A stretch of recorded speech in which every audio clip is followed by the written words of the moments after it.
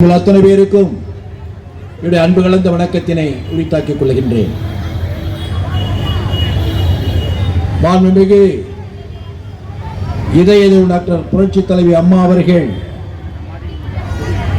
16 ஆண்டு காலம் இந்த தமிழகத்தை ஆட்சி செய்தோடு மட்டுமல்லாமல்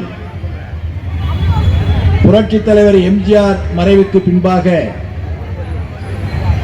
இயக்கத்தை எப்படியாவது தன் கட்டுப்பாட்டுக்குள் கொண்டு வர வேண்டும் என்பதற்காக ஆர்.எம். வீரப்பன் போன்றவர்களெல்லாம் ஒரு சிறு கூட்டம் ஒன்றிணைந்து இதயம் டாக்டர் புரட்சி தலைவி அம்மா அவர்களை அரசியலிலிருந்து அப்புறப்படுத்துவதற்கு முயற்சி செய்தார்கள்.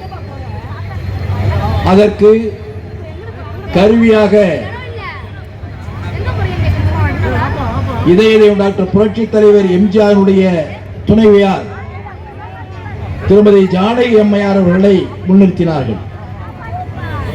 புரட்சி தலைவர் எம்ஜிஆர் மறைவுக்கு பின்பாக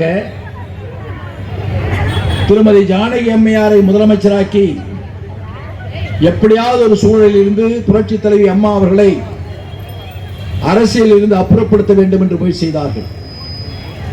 ஆனால் அவருடைய முயற்சிகள் நிறைவேறாமல் ஆட்சி கவிழ்ந்தது. அப்படி ஆட்சி கவிழ்க்கப்பட்ட நிலையில் மீண்டும் தேர்தல் வருகிறது.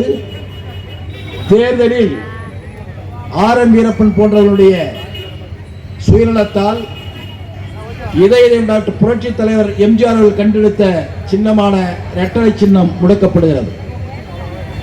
இரு பிரிவுகளாக இயக்கம் பிரிகிறது. அன்னை ஜானகி அம்மையாருடைய தலைமையிலே ஒரு பகுதி ஒரு இயக்கமாகவும் தொண்டர்களோடு இணைந்த இதயம் டாக்டர் புரட்சி தலைவி அம்மாவுடைய தலைமையிலே இன்னொரு பகுதியாகவும் தேர்தல் களத்தில் இருக்கிறோம். இரட்டை சின்னம் முடக்கப்பட்டு இரட்டை புறா சேவல் சின்னத்திலே போட்டியிடுகிறோம். வெற்றி வாய்ப்பு இழக்கிறோம்.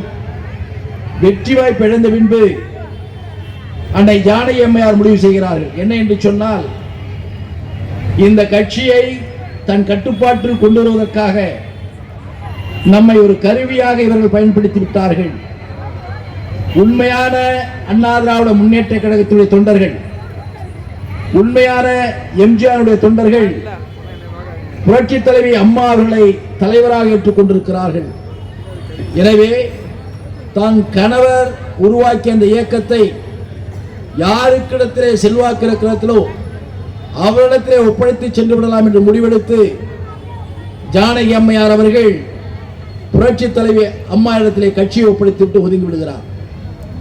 பல்வேறு சோதனைகளுக்கு பின்பு இந்த இயக்கம் புரட்சி தலைவி அம்மாவுடைய கட்டுப்பாட்டில் வருகிறது. அப்படி கட்டுப்பாட்டில் வந்த ஒரு சில மாதத்திற்குள்ளாக மீண்டும் ஒரு இடைத்தேர்தல் வருகிறது. 2 இடைத்தேர்தலில் மத்திய அரசோடு இணக்கமாக செயல்பட்டு, அதாவது தவிர்த்த இலையை விட்ட சின்னத்தை மீண்டும் தனக்கே அந்த சின்னத்தை பெற்று தந்த ஒரே ஒரு தலைவி இந்திய துணைக்கண்டத்தில் மட்டுமல்ல, உலக அளவிலே புரட்சி தலைவி மட்டும்தான். ஏன் இங்கே இதை குறிப்பிடுகிறேன் என்று சொன்னால், காங்கிரஸ் பேரியக்கம் இரண்டாக உடைந்தது. பழைய காங்கிரஸ், புதிய காங்கிரஸ் என்று பிரிந்தது. அந்த காங்கிரஸ் இயக்கத்துடைய சின்னம் முடக்கப்படுகிறது. அந்த சின்னத்தை இந்திரா காந்தி அம்மையாராலும் பெற முடியவில்லை, காமராஜராலும் பெற முடியவில்லை. இந்திரா காந்தி அம்மையார் கை சின்னத்தை பெறுகிறார். அதே போல இந்திய கம்யூனிஸ்ட் உலக அளவிலே பரவி கொண்டிருக்கின்ற இயக்கம், அதுவும் இரண்டாக பிரிகிறது. வலது இடது என்று பிரிகிறது. சின்னம் பறிக்கப்படுகிறது. இப்படி தேசிய அளவில் இருக்கின்ற கட்சிகள் கூட மீண்டும் இழந்த சின்னத்தை கைப்பற்ற முடியவில்லை. ஆனால் இதயம் டாக்டர் புரட்சி தலைவி அம்மா அவர்கள் இழந்த சின்னத்தை கைப்பற்றியதோடு மட்டுமல்லாமல், கலைந்திருந்த இயக்கத்தை ஒருமுகப்படுத்தி கட்டுப்படுத்தி 17 லட்சம் தொண்டர்கள் அனைத்து இந்திய அண்ணா திராவிட முன்னேற்ற கழகத்தை 1.5 கோடி தொண்டர்களை கொண்ட இயக்கமாக உருவாக்கியவர் புரட்சி தலைவி அம்மா அவர்கள். அப்படிப்பட்ட தலைவிக்குத்தான் நாம் இப்போது பிறந்த நாள் எடுத்துக் கொண்டிருக்கிறோம். இதே டாக்டர் புரட்சி தலைவி அம்மா அவர்கள் தேர்தலத்தில் இன்று முதலமைச்சர் பொறுப்பை ஏற்கிறார்.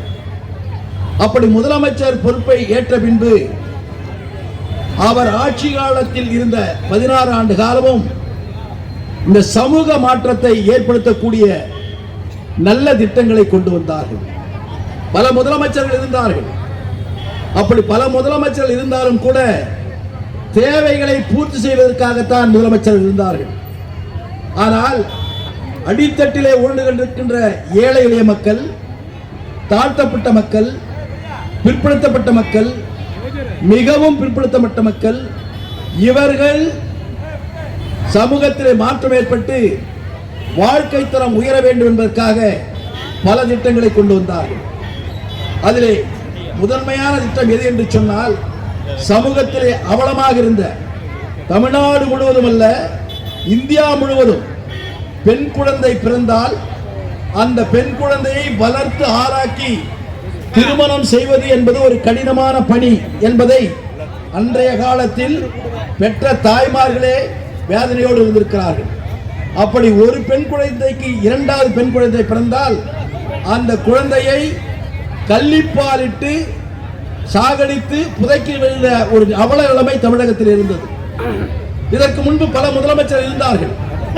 ஆனால் புரட்சி தலைவி அம்மா அவர்கள் பொறுப்பேற்றவுடன் முதலாக அந்த இறக்கடிக்கப்பட்ட பெண் குழந்தைகள் இறக்கக்கூடாது என்பதற்காக ஒரு திட்டத்தை தீட்டுகிறார்கள். என்ன என்று சொன்னால், இது போன்ற பெண் குழந்தை பிறந்து உங்களால் காப்பாற்ற முடியவில்லை என்று சொன்னால் நான் இருக்கிறேன், நான் அந்த குழந்தைக்கு தாயாக இருக்கிறேன், தந்தையாக இருக்கிறேன், ஆசானாக இருக்கிறேன் என்று சொல்லி ஒரு திட்டத்தை கொண்டு வருகிறார்கள். அதுதான் தொட்டில் குழந்தை திட்டம். பிறந்த குழந்தையை உங்களால் காப்பாற்ற முடியவில்லை என்று சொன்னால் அந்த தொட்டிலே அந்த குழந்தையை போடுங்கள், நான் அந்த குழந்தையை தத்தெடுத்துக் கொள்கிறேன் என்று சொல்லி ஆயிரக்கணக்கான பெண் பிள்ளைகளுக்கு வாழ்வு கொடுத்து அந்த பிள்ளைகள் எல்லாம் இப்போது பல்வேறு இடங்களில் வேலை செய்து கொண்டிருக்கின்ற பெரிய பெண்களாக மாறி இருக்கிறார்கள். அப்படி ஒரு சமூக மாற்றத்தை ஏற்படுத்தி கொடுத்தவர் புரட்சி தலைவி அம்மா. புரட்சி தலைவர் எம்ஜிஆர் ஆட்சி காலத்தில் கிராமப்புறங்களிலேயும் சரி நகரப்புறங்களிலேயும் சரி ஏழை எளிய குழந்தைகள் பள்ளிக்கு வராமல் இருந்தார்கள். அப்படி பள்ளிக்கு வராதிருந்த குழந்தைகளை ஏன் வரவில்லை என்று புரட்சி தலைவர் கேட்க அதிகாரிகள் சொல்லுகிறார்கள், கிராமப்புறங்களிலே நகரப்புறங்களில் இருக்கின்ற ஏழைகள் கூலி வேலைக்கு செல்கின்ற காலத்தில் அந்த குழந்தைகளை பள்ளிக்கு விட்டு சென்றால் அந்த குழந்தைகளுக்கு மதிய உணவு கிடைக்கவில்லை. அதனால்தான் அந்த குழந்தைகளை பெற்றோர்களே வேலைக்கு செல்கின்ற இடத்தில் அழைத்து சென்று விடுகிறார்கள் என்று சொல்லுகிறார். அதற்கு புரட்சி தலைவர் எம்ஜிஆர் முடிவெடுக்கிறார். ஏன் அந்த குழந்தைகளுக்கு மதிய உணவு கொடுத்தால் அந்த குழந்தைகள் வரும் தானே என்று கேட்கிறார். வரும், ஆனால் அரசிட்டே கஜானாவில் பணம் இருக்காமல் போய்விடும் என்று அதிகாரிகள் சொல்லுகிறார்கள். புரட்சி தலைவர் சொல்லுகிறார், என்ன என்று சொன்னால், பசி என்ன என்பது எனக்கு தெரியும். என்னுடைய 4 வயது 5 வயதிலே பசியோடு இருப்பதை நான் நன்கு அறிவேன். நான் ஆட்சியிலே இருக்கின்ற இந்த காலகட்டத்தில் தமிழகத்திலே ஒரு குழந்தை கூட பட்டினியாக இருக்கக்கூடாது என்று சத்துணவு திட்டத்தை கொடுத்தவர் புரட்சி தலைவர் எம்ஜிஆர். அது ஒரு பெரிய புரட்சி.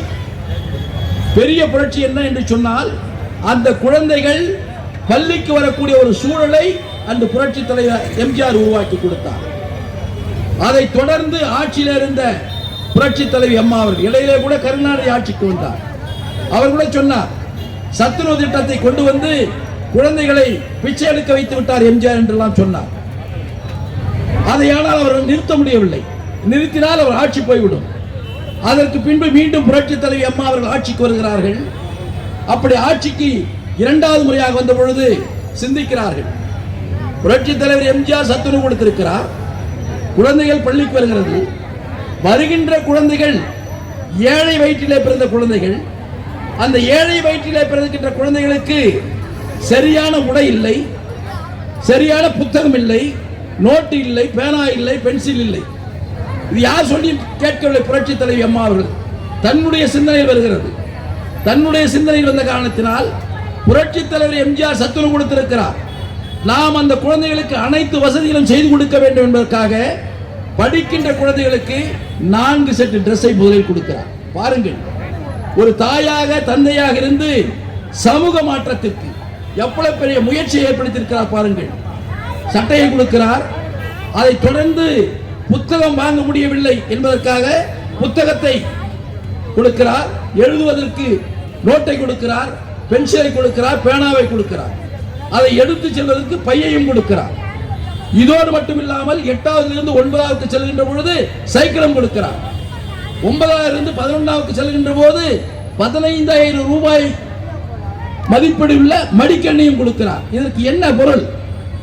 இந்த ஏழை குழந்தைகள் தன் காலிலே நிற்க வேண்டும் என்று சொன்னால் அந்த குழந்தைகளுக்கு தேவையான அடிப்படை தேவை கல்வி. அந்த கல்வியை நாம் கொடுத்தால் எதிர்காலத்தில் இந்த குழந்தை படித்து தன் காலிலே நிற்கக்கூடிய சக்தி வரும் என்ற நம்பிக்கையில் இந்த திட்டங்களை எல்லாம் கொடுக்கிறார். இப்படி கொடுத்த பின்பு அந்த குழந்தைகள் உயர்கல்வி படிப்பதற்காக பல கல்லூரிகளை உருவாக்கி கொடுக்கிறார். அப்படி உருவாக்கி கொடுத்து இந்த திட்டங்களை எல்லாம் கொண்டு வந்த காரணத்தினால் என்ன நிலை வருகிறது? 2016 புரட்சி தலைவி அம்மா அவர்கள் ஆட்சி பொறுப்பில் இருக்கின்ற பொழுது உயர்கல்வி, அதாவது +2 படித்து முடித்து விட்டு சென்று வீட்டுக்கு வேலைக்கு செல்லுகின்றவர்கள், அதோடு படிப்பை நிறுத்துகின்றவர்கள் அகில இந்திய அளவிலே வெறும் 28 விழுக்காடுகள் தான் இருந்தது. 2030 அது 30 விழுக்காடுகள் வர வேண்டும் என்று மத்திய அரசு வகை செய்தது. ஆனால் புரட்சி தலைவி அம்மா அவர்கள் இந்த சமூக மாற்றத்தை உருவாக்குகிறார்கள் அல்லவா? புரட்சி தலைவர் எம்ஜிஆர் சத்துணவை கொடுத்தார். இந்த குழந்தைகள் படிப்பதற்காக அனைத்து வசதிகளும் செய்து கொடுத்தார். உண்ண உணவு கொடுக்கப்பட்டது, உடுக்க உடை கொடுக்கப்பட்டது, படிப்பதற்கு புத்தகம் கொடுக்கப்பட்டது, அனைத்தையும் கொடுத்து அவர்கள் உலக கல்வியை கற்பதற்காக மடிக்கணியும் கொடுக்கப்பட்டது. இதனால் கல்வி அறிவு பெற்ற அந்த குழந்தைகள் உயர்கல்விக்கு செல்ல வேண்டிய ஒரு சூழல் வருகிறது. அப்படி உயர்கல்விக்கு செல்கின்ற பொழுது புரட்சி தலைவி அம்மாவுடைய ஆட்சி காலத்தில் இந்திய துணைக்கண்டத்திலேயே உயர்கல்வியில் 47 விழுக்காடுகள் படிக்கக்கூடிய ஒரு முதன்மை மாநிலமாக தமிழகம் உருவாகி இருக்கிறது என்று சொன்னால் புரட்சி தலைவி அம்மா அவர்கள் கொண்டு வந்த இந்த சமூக மாற்றத்துடைய திட்டத்தின் வாயிலாக வந்தது. அப்படி வந்த காரணத்தினால்தான் இப்பொழுது ஒரு கருத்தை இங்கே நான் சொல்ல விரும்புகிறேன். காரணம், 2023 சட்டமன்றத்தில் கவர்னர் அவர்கள் ஒரு முதல் உரையை நிகழ்த்துகிறார். என்ன உரை நிகழ்த்துகிறார் என்று சொன்னால், தமிழ்நாட்டினுடைய வளர்ச்சியை பற்றியும் தமிழ்நாடு இந்திய துணைக்கண்டத்தில் அனைத்து துறைகளிலும் முதன்மை மாநிலமாக விளங்குகிறது என்பதை பற்றியும் அவர் எடுத்துச் சொல்லுகிறார். அவர் சொல்லுகின்ற பொழுது 1960 இந்திய துணைக்கண்டத்தில் இருக்கின்ற மற்ற மாநிலங்களை ஒப்பிடுகின்ற பொழுது தமிழகம் மிகவும் பின்தங்கிய மாநிலமாக இருந்திருக்கிறது. இதை நன்றாக தயவு செய்து இதை கவனியுங்கள். 1960 தமிழகம் மற்ற மாநிலங்களில் ஒப்பிடுகின்ற பொழுது மிகவும் பின்தங்கிய மாநிலமாக இருந்திருக்கிறது. அப்பொழுது ஆட்சி காங்கிரஸ் ஆட்சி. அடுத்து வருகிறார், கடந்த 50 ஆண்டுகளில் சமூக நீதியின் அடிப்படையிலும் சமத்துவத்தின் அடிப்படையிலும் அதே நேரத்தில் பிற்படுத்தப்பட்ட மிகவும் பிற்படுத்தப்பட்ட தாழ்த்தப்பட்ட இந்த சமூகங்கள் கல்வி அறிவு பெற்றதின் காரணத்தினாலும் இந்த சமூகங்கள் கல்வி அறிவு பெற்ற பின்பு அதிகாரத்தில் வந்து அமர்ந்த காரணத்தினாலும் இந்திய துணைக்கண்டத்தில் 50 ஆண்டு காலத்திற்குள்ளாக சமூக வளர்ச்சி, அதாவது பாரத பிரதமருடைய பொருளாதார குழு ஆய்வு செய்கின்ற பொழுது இந்திய துணைக்கண்டத்திலேயே சமூக வளர்ச்சி குறியீடு 63.3 விழுக்காடுகள் இருக்கிறது என்று சொல்லி இந்திய துணைக்கண்டத்திலே தமிழகம் முதன்மை மாநிலமாக விளங்கிக் கொண்டிருக்கிறது அனைத்து துறைகளிலும். இது சொல்லுவது யார்? கவர்னர். சொல்லுகின்ற காலம் எது? 2023. ஆட்சி எது? திராவிட முன்னேற்ற கழக ஆட்சி. ஆனால் அதில் உள்ள கரு என்ன என்று சொன்னால், கடந்த 50 ஆண்டு காலத்தில் கொண்டு வரப்பட்ட திட்டங்களால் தான் இந்த வளர்ச்சி அடைந்திருக்கிறது என்று அவர் சொல்கிறார். இந்த 50 ஆண்டு காலத்தில் 31 ஆண்டு காலம் ஆட்சியில் இருந்த இயக்கம் அனைத்து இந்திய அண்ணா திராவிட முன்னேற்ற கழகம். புரட்சி தலைவர் எம்ஜிஆர் சத்துணவு கொடுத்தார், அதில் வருகிறது. குழந்தைகள் படித்திருக்கிறது. புரட்சி தலைவி அம்மா அந்த குழந்தைகளை கல்வி கொடுத்தார், வருகிறது. கல்வி கொடுத்த காரணத்தினால் உயர்கல்விக்கு செல்கிறார்கள். உயர்கல்விக்கு செல்கின்ற காரணத்தினால் வேலைக்கு செல்கிறார்கள். வேலைக்கு செல்கின்ற காரணத்தினால் தனி மனிதன் வருமானம் உயர்கிறது. அந்த தனி மனிதன் வருமானம் உயர்கின்ற பொழுது உயர் ஜாதிக்காரன் மட்டுமில்லை, தாழ்ந்த நிலையில் இருக்கின்ற ஜாதிக்காரனும், பிற்படுத்தப்பட்ட நிலையில் இருக்க ஜாதிக்காரனும், ஒடுக்கப்பட்ட சமூகத்தை சேர்ந்தவனும் உயர்ந்த நிலைக்கு வருகிறான். அப்படி உயர்ந்த நிலைக்கு கொண்டு வந்து ஆளாக்கி இந்த சமூகத்தை, இந்த நாட்டை உன்னத நாடாக உருவாக்கியவர் இதய டாக்டர் புரட்சி தலைவி அம்மா அவர்கள். அவருக்கு நாம் விழா எடுத்துக் கொண்டிருக்கிறோம். எத்தனை திட்டங்கள்! மரியாதைக்குரிய அன்பு சோர் ரத்னவேல் அழகாக சொன்னார். பல திட்டங்களை கொடுத்திருக்கிறார். சமூக மாற்ற திட்டங்கள். நீங்க தொழில் வேறு, சாதாரண அடித்தட்டில் இருக்கிற பெண்களுக்கு பாதுகாப்பு கொடுக்க வேண்டும். என்ன, ஒரு குடும்பத்திலே 3 பெண்கள் பிறக்கிறார்கள், ஏழ்மை நிலையில் இருக்கிற பெண்கள், அந்த பெண்களுக்கு திருமணம் செய்ய வேண்டும். ஒரு பெண்ணுக்கு திருமணம் செய்து கொடுக்கிறார்கள் பெற்றோர்கள். மீதி 2 குழந்தைகளுக்கு திருமணம் செய்ய முடியவில்லை. திருமணம் செய்ய முடியாத சூழலில் அந்த பெண் வயதுக்கு வருகிறாள், வயது மூப்பு ஏற்படுகிறது, முதிர்கண்ணியாகவே வாழ்க்கையை முடித்துக் கொள்கிறார். கிராமத்தில் ஆகட்டும் நகரத்தில் ஆகட்டும், ஒரு பெண் பிள்ளைக்கு திருமணம் செய்யாமல் இருந்தால் அந்த பெண் பிள்ளையை பார்க்கின்ற விதமே இந்த சமூகம் வேறு விதமாக இருக்கும். அந்த பெண் பிள்ளைக்கு உரிய பாதுகாப்பு இந்த சமூகம் கொடுக்கிறதா என்று சொன்னால் கொடுக்காது. அதோடு மட்டுமல்லாமல் பழிச்சொல்லையும் சொல்லும். இதையெல்லாம் உணர்ந்த புரட்சி தலைவி அம்மா அவர்கள் அந்த பெண் பிள்ளைகளுக்கு திருமணம் செய்து கொடுக்க வேண்டும் என்பதற்காக தானே முன்னின்று ஒரு திட்டத்தை கொடுக்கிறார். என்ன என்று சொன்னால், தாலிக்கு தங்கம் என்ற திட்டம்.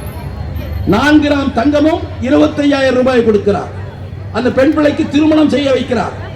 படித்த பிள்ளையாக இருந்தால் 50,000 என்று சொல்லுகிறார். ஏன் படித்த பிள்ளையாக இருந்தால் 50,000? அதற்கு என்ன காரணம்? படிக்க வேண்டும் என்பதற்காகத்தான். 8வதிலே படிக்கிற பெண் பிள்ளைக்கு சைக்கிள் கொடுக்கிறார் என்று சொன்னால் எதற்காக? அந்த சைக்கிளை எடுத்து அந்த குழந்தை செல்ல வேண்டும். பெண் குழந்தைகள் எப்பொழுதுமே ஒரு வெட்கத்தோடு செல்லக்கூடிய பிள்ளைகள். 10 பேர் வர்றாங்கன்னா தலையை குனிஞ்சுக்கும். அந்த தலையை குனியறதுனாலே அந்த குழந்தைகளுக்கு எதிர்த்து போராடக்கூடிய அந்த குணநலன்கள் குறைகிறது. அந்த குணநலன்கள் குறையக்கூடாது, நிமிர்ந்து நிற்க வேண்டும். அந்த நிமிர்ந்து நிற்பதற்குரிய வாய்ப்பை நாம் உருவாக்கி கொடுக்க வேண்டும். அதற்கு சைக்கிளை கொடு. சைக்கிள் கொடுத்தா குனிஞ்சு போக முடியுமா? சைக்கிள் ஓட்டா நிமிர்ந்து தானே போக முடியும். அப்ப அந்த நம்பிக்கை வருதல்ல அந்த குழந்தைக்கு, அந்த தன்னம்பிக்கை வருதல்ல. அந்த தன்னம்பிக்கையை உருவாக்கிய கொடுத்த மகோன்னத தலைவி புரட்சி தலைவி அம்மா. எல்லா திட்டமும் ஒரு பெரிய ஸ்கீமை சொன்னாங்க. ஒரு சட்டத்தை கொண்டாங்க அசெம்பிளியில். என்னன்னா, ஒரு குழந்தைக்கு பேர் வைக்கிறோம், அப்பன் பேர் தான் வைக்கிறோம். யார் பேர்னாலே உங்க அப்பன் பேர் என்னப்பா? ராமசாமியா போட்டுறோம். புரட்சி தலைவி அம்மா முத ஒரு உத்தரவு போட்டாங்க. தாய் தான் குழந்தையை பெற்றெடுக்கிறார். தந்தைக்கு எந்த அளவிற்கு உரிமை இருக்கிறதோ அதே உரிமை தாய்க்கும் இருக்கிறது. தாயினுடைய பெயருடைய இன்சிலையும் அந்த குழந்தை போட்டுக் கொள்ளலாம் என்று உத்தரவு பிறப்பித்த ஒரே ஒரு தலைவி புரட்சி தலைவி அம்மா. சொன்னார், சமூக நீதி காத்த வீரான சொன்னார். அது பெரிய வரலாறு உண்டு. ஏனென்று சொன்னால், திராவிட இயக்கத்துடைய வரலாறே தந்தை பெரியார் அவர்கள் பிராமண சற்று மாற்றி ஒன்றே குலம் ஒருவனே தேவன் என்று சொன்னார். அவருடைய கொள்கைகள், பெரியாருடைய கொள்கை அதோடு நிறுத்திக் கொண்டார். மற்ற சீர்திருத்த கொள்கையை வேறு எடுத்துக் கொண்டார். கலப்பு திருமணத்தை கொண்டு வந்தார். அப்படி சொன்ன பெரியாருடைய கொள்கைகளை புரட்சி தலைவி அம்மாவால் கையில் எடுத்துக் கொண்டுதான் இந்த இடஒதுக்கீட்டு கொள்கையில் போராடினார்கள். இந்திய துணைக்கண்டம் முழுவதும் பொதுவாக சமூக அடிப்படையில் வருகின்ற போது, அதாவது எஸ்சி எஸ்டி பிசி எம்பிசி என்ற போது அதிகபட்சமாக 50 விழுக்காடுகளுக்கு மேல் போகக்கூடாது இடஒதுக்கீட்டில். ஆனால் நிறைய சமூகங்கள் மிகவும் பின்தங்கி இருக்கிறது தமிழகத்தில். அப்படி அந்த பின்தங்கி இருக்கிற சமூகங்களுக்கு இடஒதுக்கீட்டிலே சேர்த்து கொடுக்க வேண்டும். அப்படி சேர்த்து கொடுக்கின்ற பொழுது சட்டம் இடம் கொடுக்கவில்லை. ஆனால் புரட்சி தலைவி அம்மா அவர்கள் சட்டமன்றத்தில் கொண்டு வருகிறார்கள். சட்டமன்றத்தில் கொண்டு வந்து 69 விழுக்காடுகள் கொடுக்கிறார்கள். அதை மத்திய அரசுக்கு எடுத்து செல்கிறார்கள். மத்திய அரசுடைய அட்டவணை 9 சேர்க்கிறார்கள். அதற்குரிய பாதுகாப்பை அன்றைய மத்திய அமைச்சர்களிடத்தில் எடுத்து சொல்லி பிரதமரிடத்தில் எடுத்து சொல்லி அதற்கு பாதுகாப்பு கொடுத்தார்கள். அப்படி பாதுகாப்பு கொடுத்த காரணத்தினால்தான் இந்தியாவில் எந்த மாநிலத்திலும் பிற்படுத்தப்பட்ட மிகவும் பிற்படுத்தப்பட்ட சமூகத்தை சேர்ந்தவர்கள் இந்த அளவிற்கு உன்னத நிலைக்கு வந்திருக்கிறார் என்று சொன்னால் புரட்சி தலைவி அம்மா அவர்கள் காரணம். அதற்காகத்தான் திராவிட கழகத்தினுடைய தலைவர் பொதுச் செயலாளர் வீரமணி அவர்கள் புரட்சி ரூபாய் அவங்களுக்கு கொடுக்கணும் அரசாங்க உத்தரவு. இது ஆயிரக்கணக்கான ஏழை வீடு கட்டுபவர்கள் பெற்று பலமாக இருந்தார்கள். அது புரட்சி தலைவி அம்மா ஆட்சி காலத்தில் வந்தது. எடப்பாடியார் அதை கொண்டு வந்தார். ஆனால் அது இப்போது நிறுத்தப்பட்டிருக்கிறது. என்ன காரணம் என்று சொன்னால், இன்று வசதி படைத்த சீமான்கள் அதானி போன்ற கூட்டத்தை சேர்ந்தவர்கள் இவரிடத்தில் பேரம் பேசி அரசு சிமெண்டை நிறுத்திவிட்டு இப்போது அந்த சிமெண்ட் வந்து கொண்டிருக்கிறது. என்ன கொடுமை பாருங்கள். இதையெல்லாம் கேள்வி கேட்டால் அவர் வேறு விதமாக சொல்லுகிறார். நான் அவரை கேட்கிறேன், இப்பொழுது 3.5 லட்சம் கோடி கடன் பெற்றிருக்கிறீர்கள். 3.5 லட்சம் கோடி கடன் பெற்றிருக்கின்ற நீங்கள் தேர்தல் நேரத்தில் 520 வாக்குறுதிகளை கொடுத்தீர்கள். 520 வாக்குறுதிகளும் 90 விழுக்காடுகள் நிறைவடைந்ததாக சொல்லுகிறீர்கள். 90 விழுக்காடு நிறைவடைந்ததாக சொன்னால், அப்படி என்றால் கேஸுக்கு 100 ரூபாய் கொடுத்தீங்களா? டீசலுக்கு விலை குறைக்கின்ற கொடுத்தீங்களா? கிராமத்தில் விவசாய வேலை செய்யறவங்களுக்கு 100 நாள் 150 நாள் கொண்டு வரணும் கொடுத்தீங்களா? கரண்ட் பில்ல 2 மாசத்து பில்ல 1 மாசத்துக்கு கொண்டு வரணும் சொன்னீங்க, செஞ்சீங்களா? கரண்ட் பில்ல ஏத்துறதுன்னு சொன்னீங்க, இப்ப ஏத்திட்டீங்களா? நம்முடைய ஆட்சி காலத்தில் 1000 யூனிட் ஆச்சுன்னா ஒரு யூனிட்டுக்கு 9 ரூபாய். அதிமுக ஆட்சியில் ஒரு யூனிட்டுக்கு 9 ரூபாய். ஆனா இன்னைக்கு ஸ்டாலின் ஆட்சியில் ஒரு யூனிட் 1000 யூனிட் கிராஸ் ஆச்சுன்னா 11 ரூபாய் 80 காசு. 3 ரூபாய் ஒரு யூனிட்டுக்கு கூடுது. 3 ரூபாய் கூடுச்சுன்னா 1000 யூனிட்டுக்கு 3000 ரூபாய் ஆகுது. 6 மாசத்துக்கு 3000 ரூபாய் ஆச்சுன்னா கிட்டத்தட்ட 2 மாசத்துக்கு 3000 ரூபாய் ஆச்சுன்னா 6 மாசத்துக்கு கணக்கு போடுங்க, 18000 ரூபாய். நீ 1000 ரூபாய் கொடுக்குற, 1000 ரூபாய் உரிமை தொகை கொடுக்குற, 1000 ரூபாய் உரிமை தொகையை கொடுத்துட்டு 18000 ரூபாய் வசூல் பண்ற. என்ன நியாயம்? என்ன தர்மம்? இப்படி நீங்க செஞ்சிட்டு இருக்கிற சட்டம் ஒழுங்காவது காப்பாத்திட்டு இருக்கிறியா? அதுவும் கிடையாது, அதுவும் கிடையாது. எடப்பாடியார் ஒரு முதலமைச்சராக இருந்தார். எடப்பாடியார் முதலமைச்சராக இருக்கும் போது இந்த கஞ்சா விற்கிறவன், அபின் விற்கிறவன், கள்ளசாரம் விற்கிறவன் எல்லாத்தையும் பிடிச்சி உள்ள போட்டார். அதே நேரத்தில் சட்டம் ஒழுங்கை பாதுகாப்பதோடு மட்டுமல்லாமல் இந்த நாட்டிற்கு தேவையான அனைத்து திட்டங்களையும் கொடுத்தார். எடப்பாடியார் இருக்கும் போது கொரோனா வந்துச்சு. அந்த கொரோனா வந்த போது கிட்டத்தட்ட 1.5 ஆண்டு காலம் எந்த தொழிலும் நடக்கல. அரசாங்கத்துக்கு வருமானம் வரல. அரசாங்கத்துக்கு வர வேண்டிய 90,000 கோடி வரல. வராத பட்சத்தில் கொரோனாவில் பாதிக்கப்பட்டவர்களுக்கும் கொரோனா வராமல் தடுப்பதற்காகவும் முன்னெச்சரிக்கை நடவடிக்கையாக 60,000 கோடி செலவு பண்றார். 60,000 கோடி செலவு பண்றார். அதோடு மட்டும் இல்ல, ஒவ்வொரு மாசமும் ரேஷன் கடையில இலவசமாக பொருட்களை பெற்று செல்ல வேண்டும் என்று எடப்பாடியார் உத்தரவு போட்டு அனுப்புறார். பொங்கல் பண்டிகைக்கு 2000 ரூபாய் கொடுக்கிறார். இத்தனையும் செய்யறார். இத்தனையும் செஞ்சு உங்க மாதிரி 3 லட்சம் கோடி கடன் வாங்கல, கட்டுக்கோப்பாவே அரசாங்கத்தை நடத்தி கொண்டு வரார். அதோட மட்டும் நிக்கல. எடப்பாடியார் அவர்கள் ஆட்சி பொறுப்பில் இருந்த பொழுது மத்திய அரசோடு இணக்கமாக சென்று 11 மருத்துவக் கல்லூரியை கொண்டு வருகிறார்.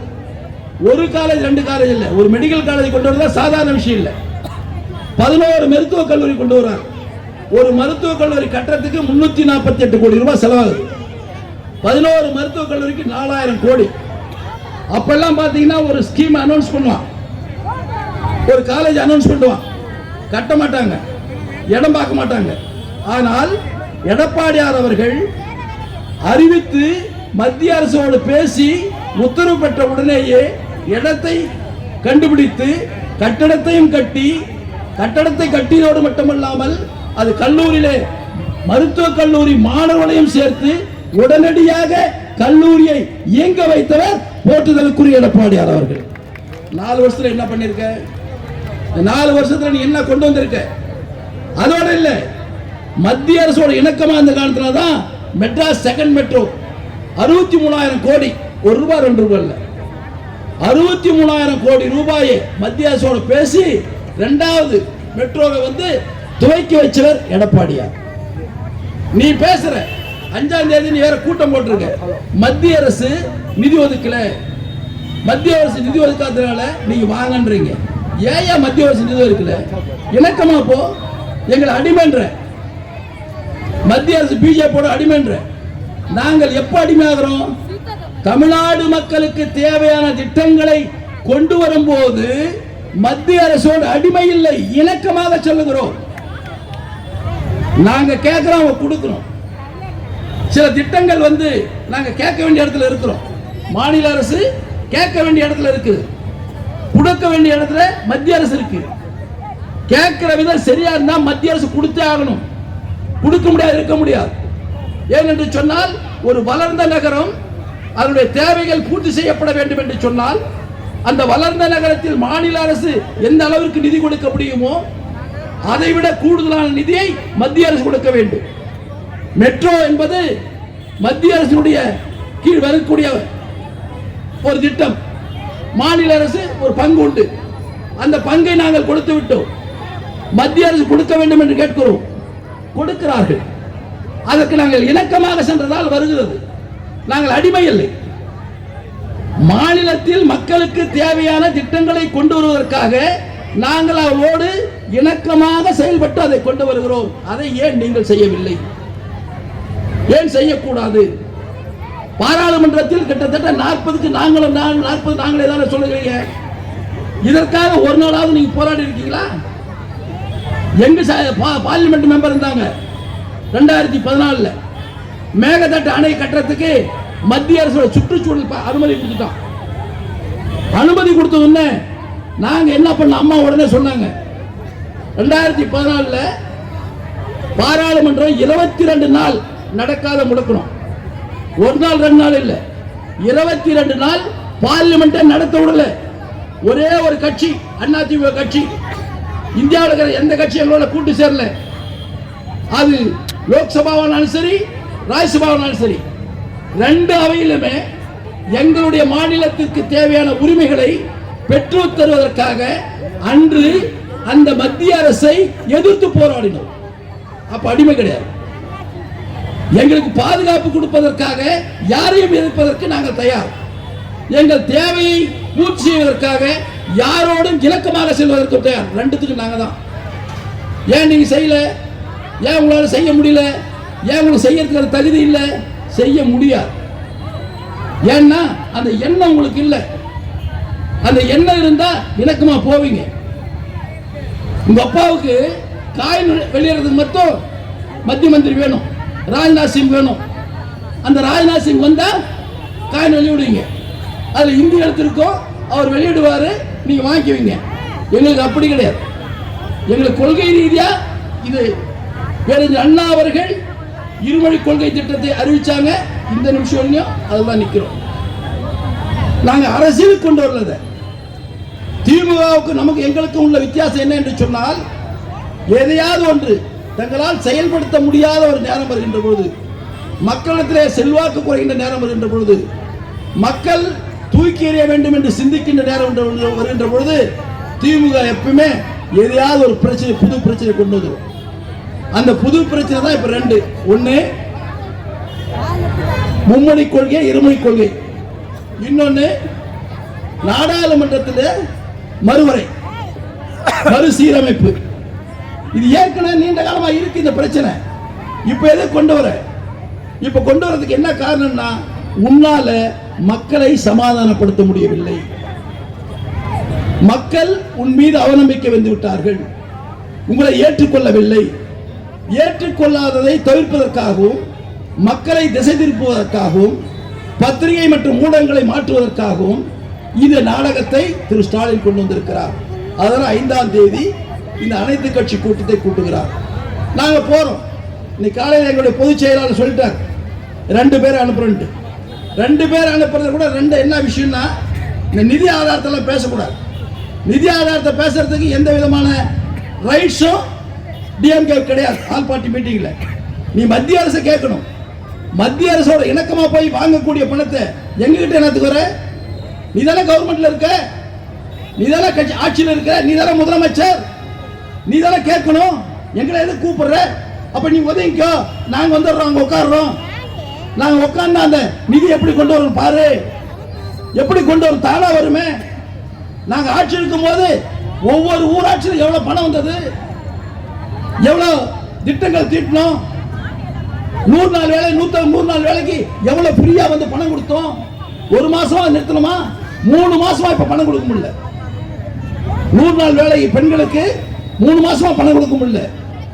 கல்வி கொள்கைன்னு பேசிக்கிட்டு அவங்க கூட சண்டை பிடிச்சிக்கிட்டு ஆசிரியர்களுக்கு பணம் வாங்கி கொடுக்க முடியல. இதை நீ வந்து ஆல் பார்ட்டி மீட்டிங்ல பேசக்கூடாது. ஆல் பார்ட்டி மீட்டிங்ல பேசுறது மொழிக் கொள்கை 1, பாராளுமன்றத்தினுடைய மறுசீரமைப்பு 2. மறுசீரமைச்சா 8 தொகுதி நமக்கு போகுது. நாங்க சும்மா இருப்போமா? நாங்க சும்மா இருக்க மாட்டோம். அனைத்து கட்சி கூட்டத்தில் எங்களுடைய குரலை கொடுப்போம். அதை அடுத்து அரசு மத்திய அரசியல் வந்தால் உங்களோட மாதிரி ஆல் பார்ட்டி போட மாட்டோம். களத்தில் நிற்போம். மத்திய அரசை எதிர்த்து போராடி களத்தில் நின்று வெற்றி பெறுவதற்கு எல்லா விதமான முயற்சியும் எங்களுடைய போற்றுதலுக்குரிய பொதுச்செயலாளர் எடப்பாடியார் நிற்பார்.